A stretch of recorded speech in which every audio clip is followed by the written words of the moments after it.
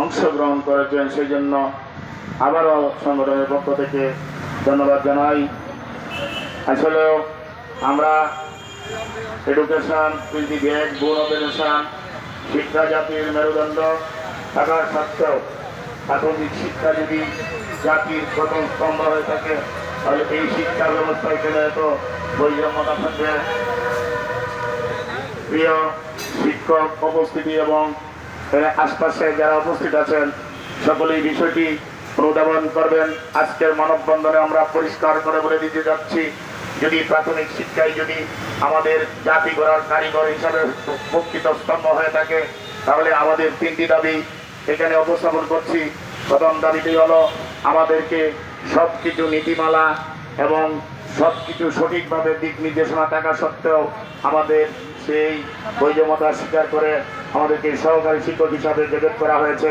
এখানে আমরা প্রধান শিক্ষক হিসাবে এসএলসি কর্তৃক নিয়োগ দেওয়ার পর খ খ গ এই তিনটি চক আমাদেরকে প্রথমেই উপজেলা থেকে 5 জন ফার্স্ট ক্লাস গেজেটেড অফিসার, জেলা থেকে ফার্স্ট ক্লাস গেজেটেড অফিসার, সর্বোপরি এখানে মন্ত্রণালয় থেকেও সচিব মহোদয় সহ এখানে 5 জন টাস্কফোর্স কমিটির ফার্স্ট ক্লাস গেজেটেড অফিসার আমাদেরকে স্বাক্ষর করে জাতীয়করণ করেছেন।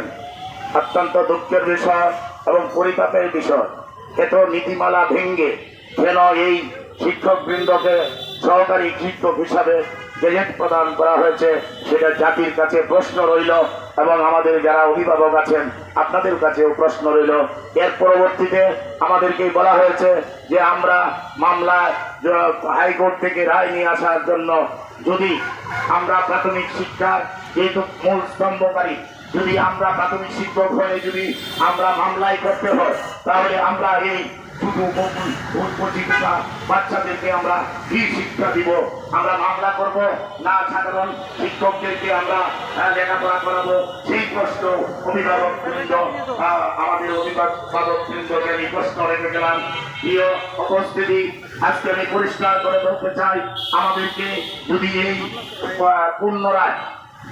পুনরায় যদি আমাদেরকে গেজেট প্রদান করা না হয় এবং এসএসসি কর্তৃক নিয়োগপ্রাপ্ত আমাদের অন্তত নীতিমালার আলোকে 50% কাউন্টিং করে আমাদের চাকরিকাল গণনা করা না হয়, তাহলে এবং পরবর্তীতে এই জন্যই আমরা আপনারা বলার পরে আমরা যে মামলা করেছি, এই মামলা করার পরে সর্বোপরি 43 কেস এবং 71 কেস এবং 13,060 যে মামলাটি সহ সারা বাংলাদেশে অসংখ্য মামলা হয়েছে, সেই মামলাগুলিকে দ্রুত গতিতে প্রত্যাহার করে আমাদেরকে দ্রুত গতিতে আগামী এই 15 তারিখের মধ্যে যদি আপনারা সঠিক সিদ্ধান্ত না আসতে পারেন, তাহলে আমার মনে হয় সারা বাংলাদেশে যে প্রধান শিক্ষক এবং এই তিনটি দাবির আলোকে যারা আছে বাংলাদেশে হাজার হাজার শিক্ষক নিয়ে আমরা কঠিন আন্দোলনে যেতে বাধ্য হব। প্রিয় উপস্থিতি, আপনারা ধৈর্য সহকারে শুনুন। আপনারা কি 15 তারিখের মধ্যে যদি দাবি না আদায় হয়, তাহলে কি আপনারা কি কঠিন আন্দোলন করতে প্রস্তুত আছেন? আপনারা যদি প্রস্তুত থাকেন, তাহলে আমি আপনাদেরকে কথা দিচ্ছি, আমি আপনাদের সাথে আছি, আপনারা সেই আন্দোলনে ঝাঁপিয়ে পড়বেন। প্রিয় উপস্থিতি, আমার বক্তব্য আমি দীর্ঘায়িত করতে চাই না। আমরা জানি বাংলাদেশে প্রায় 23,000 প্রধান শিক্ষক পদ খালি রয়েছে। এই প্রাথমিক শিক্ষায় যদি 23,000 প্রধান শিক্ষক পদ খালি থাকে, তাহলে প্রাথমিক শিক্ষার মান উন্নয়ন কিভাবে সম্ভব?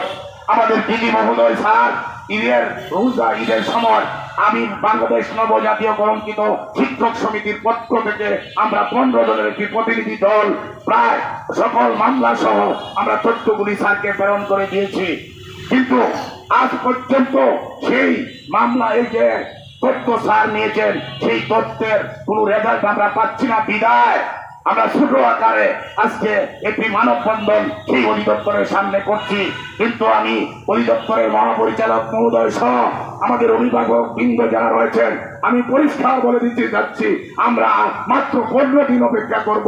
15 তারিখের পর এই শিক্ষক বৃন্দ অবশ্যই দীর্ঘতম কঠিন আন্দোলন দিতে আমরা বাধ্য থাকবো। আপনারা কি রাজি আছেন? প্রিয় উপস্থিতি, আপনারা জানেন আজকের মানববন্ধন আমরা যে 3টি দাবি নিয়ে করেছি, আপনারা প্রত্যেক জেলা উপজেলা এমন ভাবে মুভ করবেন, আগামী 15 তারিখের মধ্যে আপনারা প্রত্যেকটা জেলা এবং উপজেলায় সুন্দরভাবে সাজিয়ে, সুন্দরভাবে নিজের ইচ্ছা মতো এদেরকে গুছিয়ে শিক্ষকবৃন্দকে নিয়ে আপনারা পরবর্তীতে প্রস্তুত থাকবেন। 15 তারিখের মধ্যে যদি আমাদের দাবি না আদায় হয়, তাহলে আমরা কঠিন আন্দোলনে যাব। প্রিয় ভাই আমার, এবং সেই দাবি আদায় না হওয়া পর্যন্ত আমরা বাড়িতে ফিরে যাব না। প্রয়োজনে আমরা ক্লাস বর্জন করতে বাধ্য থাকবো।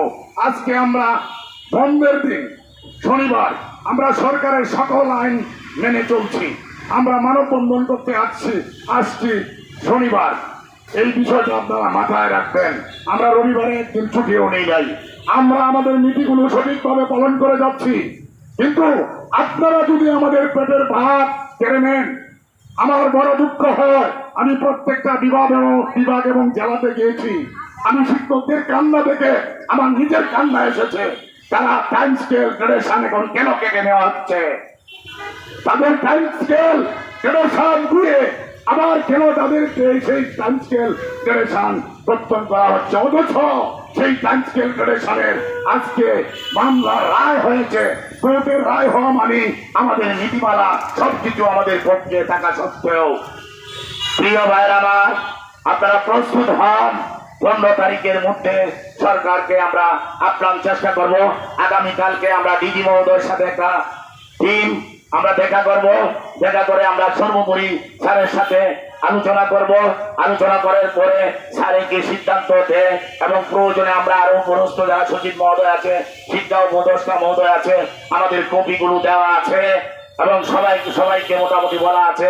একমাত্র প্রধান উপদেষ্টার সাথে আমরা দেখা করতে পারি নাই, সেই চেষ্টাও চলছে।